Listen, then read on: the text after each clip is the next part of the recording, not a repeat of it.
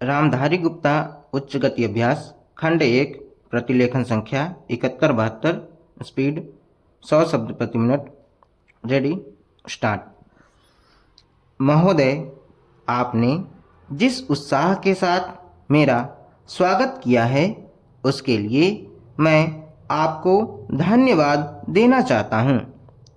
आपने ठीक ही कहा है कि मेरा यहाँ आना पहली बार नहीं है। मुझे जहाँ तक स्मरण है यह 5वां समय है जब मैं आपके इस सुंदर प्रदेश में आया हूँ। पहले पहल जब 1922 में यहाँ आया था वह एक समय था और आज एक दूसरा ही समय है। उस समय मुझे यहाँ इसलिए आना पड़ा था कि देश के सारे बड़े बड़े नेता जेल में बंद थे। महात्मा गांधी जी भी जेल में थे और प्रायः यहाँ के भी नेता जेल में थे। दुर्भाग्यवश या सौभाग्यवश किसी प्रकार मैं बाहर रह गया था और जब मुझे यह समाचार मिला कि इस प्रदेश में विशेषकर सरकार की ओर से बड़ी सख्ती हो रही है तो मैंने सोचा कि यहाँ आना आवश्यक है। पूज्य मालवीय जी से मैंने इसका जिक्र किया तो वह बड़ी प्रसन्नता के साथ यहाँ आने के लिए तैयार हो गए। यद्यपि उनकी अवस्था उस समय अधिक थी, मैं तो उस समय नवयुवक था।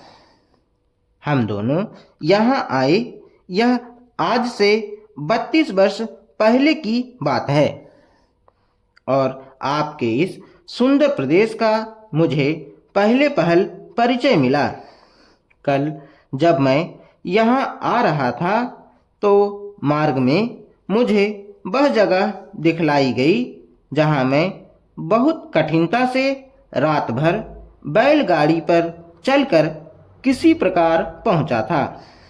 अब तो यहाँ पर कुछ कुछ अच्छी सड़कें भी बन गई हैं और कल मैं यहाँ कई मील दूर से मोटर गाड़ी पर चलकर पहुंचा, पर उन दिनों यहाँ पहुंचने का साधन केवल बैलगाड़ी थी और मुझे बैलगाड़ी से घनघोर जंगलों में यहाँ के 3-4 स्वयंसेवकों के साथ जाना पड़ा। जब मैं उन दिनों की तुलना आज से करता हूँ तो मालूम होता है कि इन दिनों इन कुछ वर्षों में कितना अंतर पड़ गया है। जो काम महात्मा गांधी जी ने स्वराज्य का देश को स्वतंत्र कराने का आरंभ किया था वह काम देश के सौभाग्य, महात्मा गांधी की तपस्या और सब लोगों के परिश्रम तथा त्याग से सफल हुआ।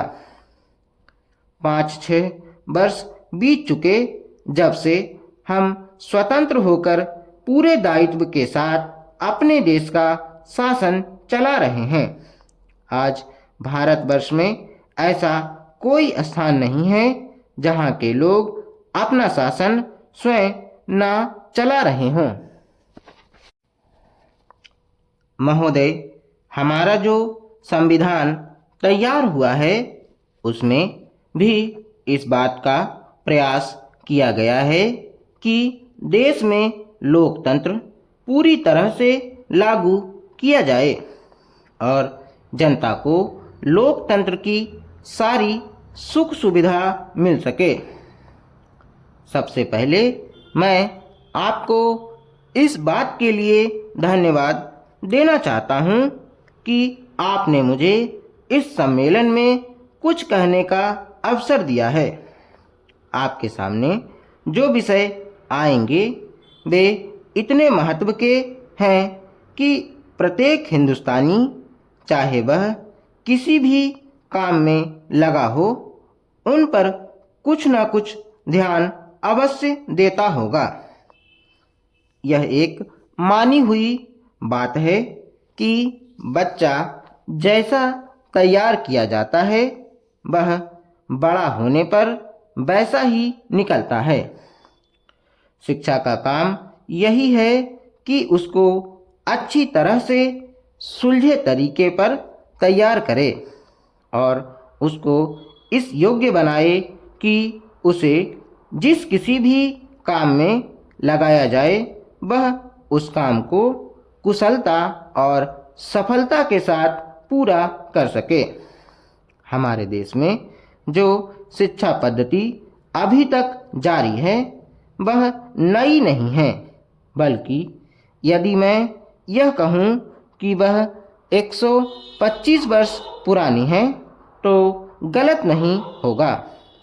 125 वर्ष पहले जिस उद्देश्य को सामने रखकर यह शिक्षा पद्धति जारी की गई थी वह उद्देश्य अब नहीं रहा, पर शिक्षा पद्धति अब तक लगभग वही है। मैं मानता हूँ कि इस बात का प्रयत्न किया जा रहा है कि उसमें परिवर्तन किया जाए जिससे हमें अपनी आवश्यकताओं की पूर्ति में सहायता मिल सके। जहाँ तक मुझे मालूम है इस काम में अभी तक हम सफल नहीं हुए हैं।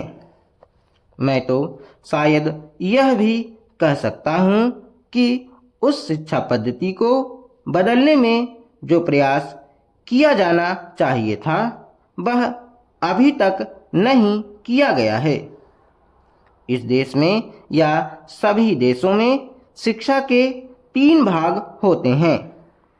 एक तो वह जिसमें छोटे छोटे बच्चों को शिक्षा दी जाती है, दूसरा वह जिसमें युवा अवस्था के पहले बड़े होने तक, और तीसरा वह जिसमें युवा अवस्था के विद्यार्थियों को शिक्षा दी जाती है। इन तीनों भागों की शिक्षा पद्धतियाँ अलग अलग हैं, परंतु वे एक दूसरे से मिलती जुलती होती हैं और एक से दूसरे में जाने में कोई कठिनाई नहीं होनी चाहिए। इसलिए यदि हम अपने देश की शिक्षा में सुधार चाहते हैं तो सबसे अधिक आवश्यक यह है कि सर्वप्रथम प्राथमिक शिक्षा में, उसके बाद माध्यमिक शिक्षा और फिर विश्वविद्यालय शिक्षा में सुधार किया जाना चाहिए।